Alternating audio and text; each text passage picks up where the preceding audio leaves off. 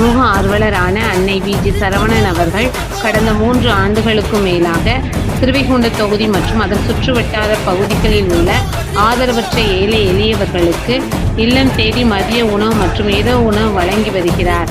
இந்நிலையில் தமிழக வெற்றிக் கழகத்தின் ஐம்பெரும் கொள்கை தலைவர்களில் ஒருவரான சமூக ஆர்வலர் அஞ்சலை அம்மாளை கொள்கை தலைவராக அறிவித்ததன் ஈர்ப்பால் தமிழக வெற்றிக் கழகத்துடன் இணைந்து தமிழக வெற்றிக் கழக தலைவர் தளபதி திரு விஜய் அவர்களின் ஆசியுடன் கழக பொதுச் செயலாளர் அண்ணன் குஸ்தி என் ஆனந்த் அவர்களின் வழிகாட்டுதலின்படியும் 1000வது நாள் மதிய உணவு மற்றும் இரவு உணவு திட்டத்தை தமிழக வெற்றிக் கழகத்துடன் இணைந்து வழங்கி வருகிறார்.